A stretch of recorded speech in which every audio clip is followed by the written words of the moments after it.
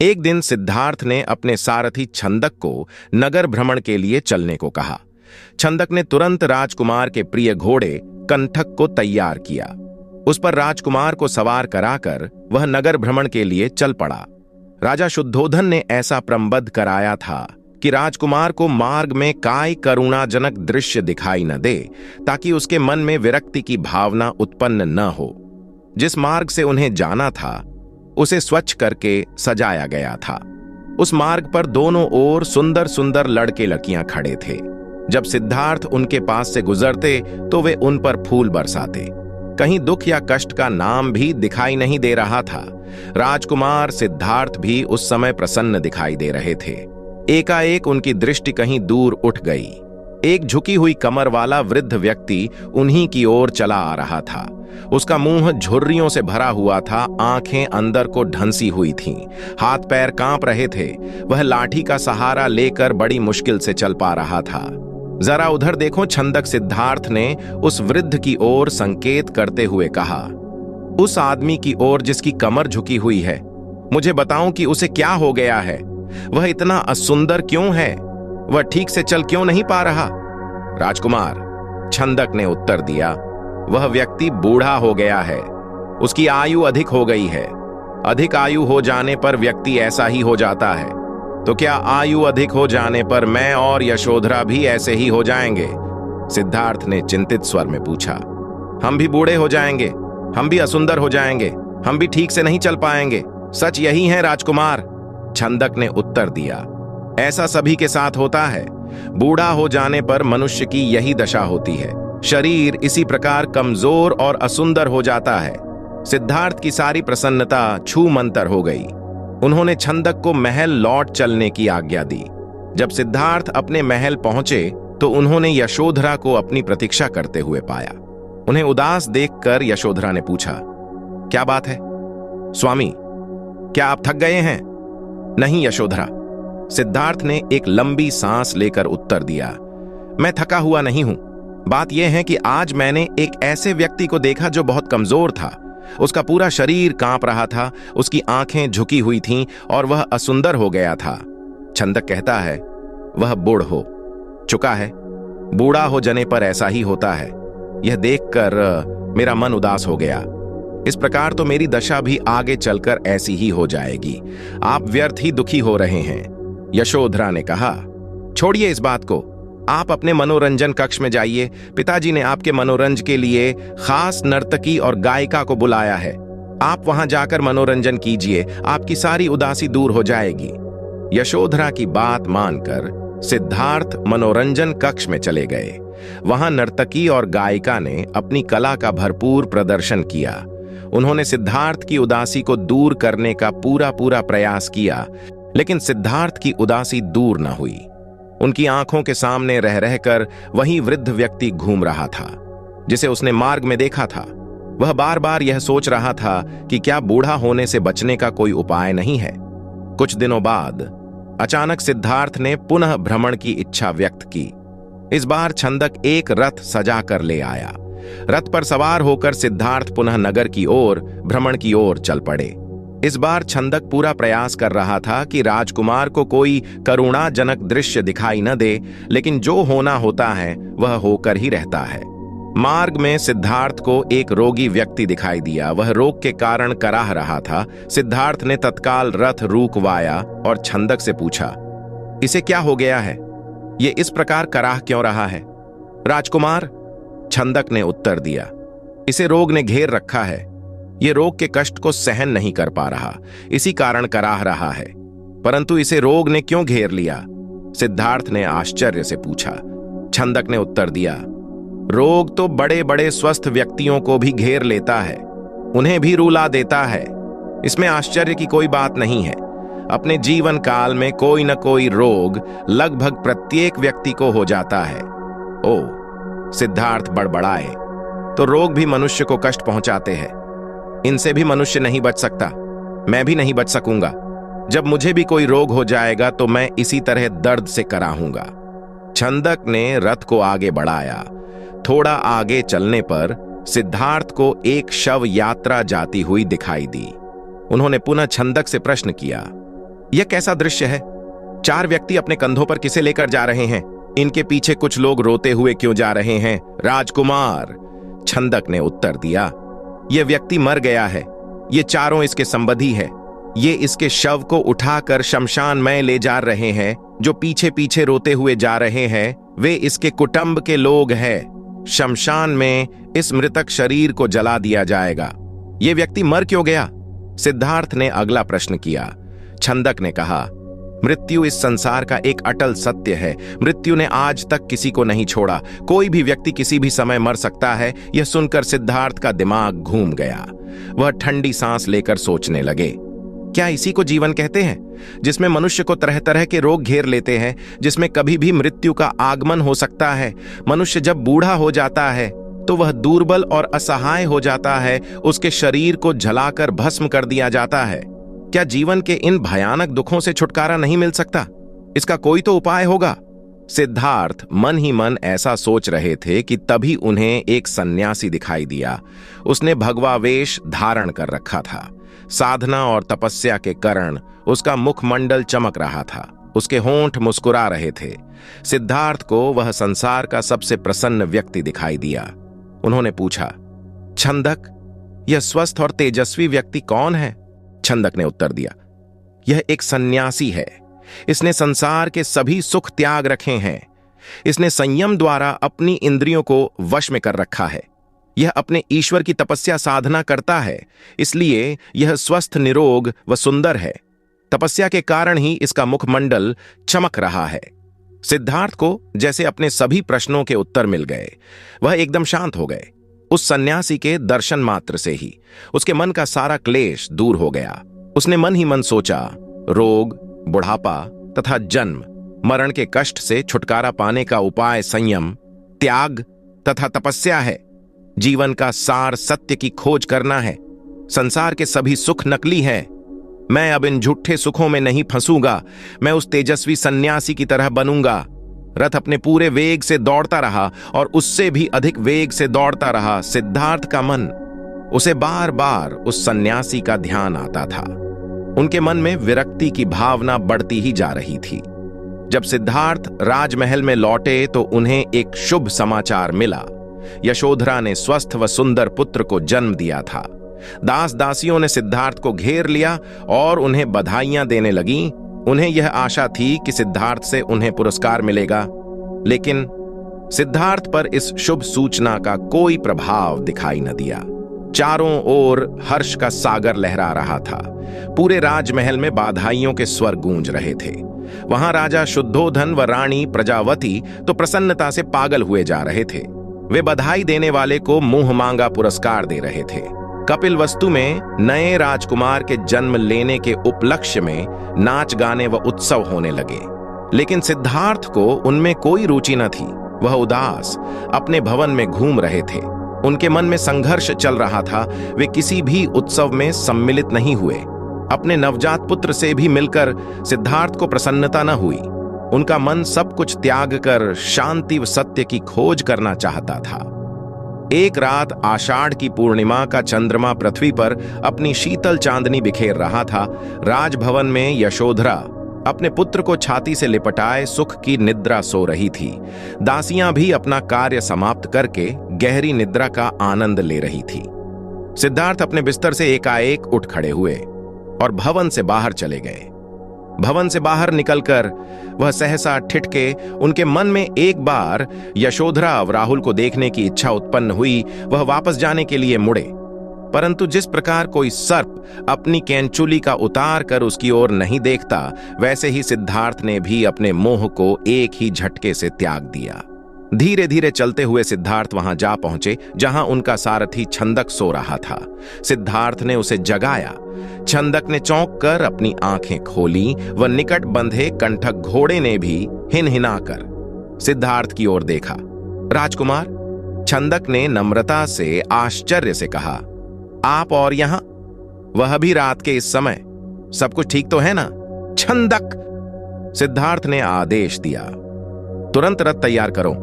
मैं इसी समय राजभवन से बाहर जाना चाहता हूं। छंदक ने ध्यानपूर्वक सिद्धार्थ की ओर देखा। वह कुछ पूछना चाहता था, परंतु पूछने का साहस न कर सका। रथ को तैयार करके वह सिद्धार्थ के निकट ले आया। सिद्धार्थ रथ पर सवार हुए तथा छंदक को नगर से बाहर वन की ओर चलने के लिए कहा। चारों ओर गहरा अंधकार था, वहां सन्नाटा छाया हुआ था। जंगली जीव जंतुओं की आवाजें कभी कभी सन्नाटे को भंग कर देती, वातावरण बहुत डरावना हो जाता।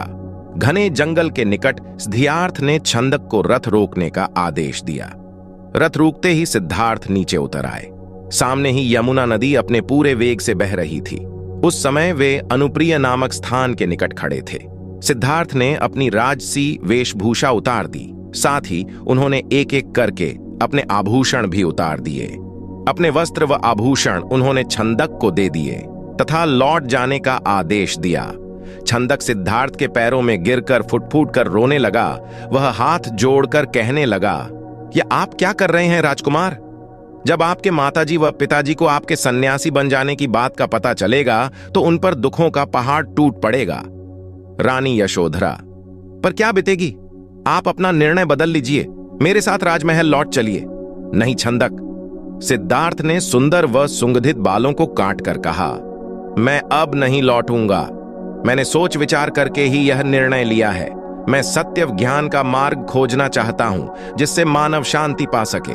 तुम आंसू पोंछ लो और राजभवन लौट जाओ। छंदक को सिद्धार्थ की आज्ञा का पालन करना पड़ा।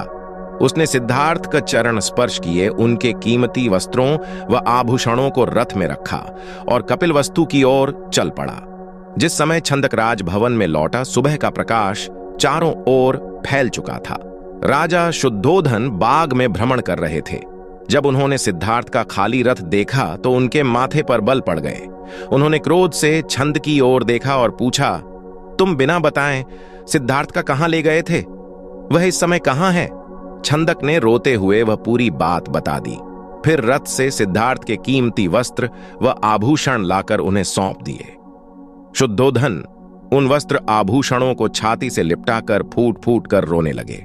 उन्होंने कहा, विद्वान पंडितों व ज्योतिषियों की भविष्यवाणी आज सच हो गई। मेरा बेटा संसार के सभी सुखों को ठुकराकर सन्यासी बनने चला गया। रानी प्रजावती को जब इस बात की सूचना मिली तो वह पछाड़ खाकर गिर पड़ी। जब यशोधरा तो पता चला तो वह भी इस बात को सहन न कर सकी।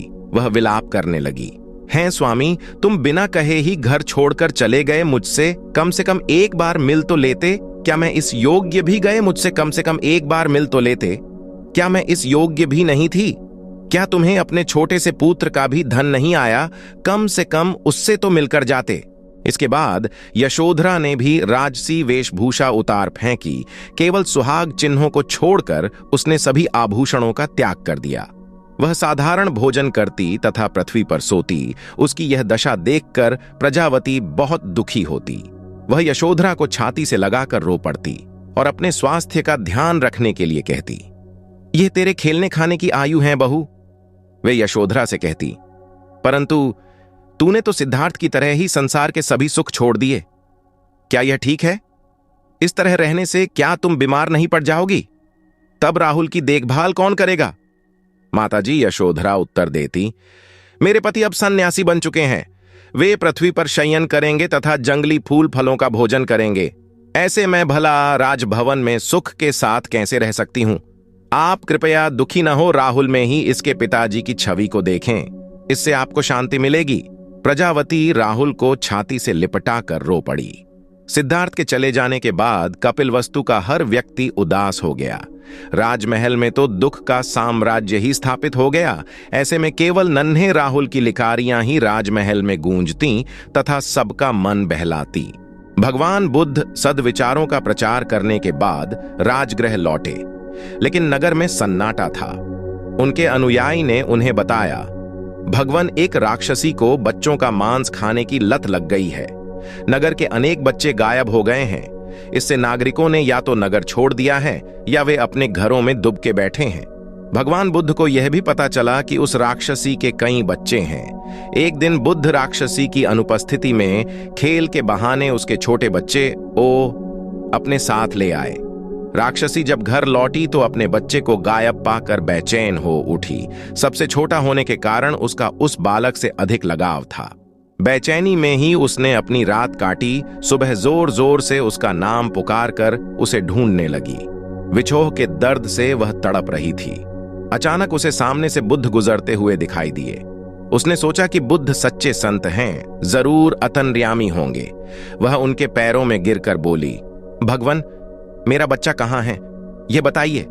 उसे कोई हिंसक पशु न खा पाए, ऐसा आशीर्वाद दीजिए। बुद्ध ने कहा, इस नगर के अनेक बच्चों को तुमने खा लिया, कितनी ही इकलौती संतानों को भी तुमने नहीं बख्शा है। क्या तुमने कभी सोचा कि उनके माता पिता कैसे जिंदा रह रहे होंगे? बुद्ध के वचन सुनकर वह पश्चाताप की अग्नि में जलने लगी।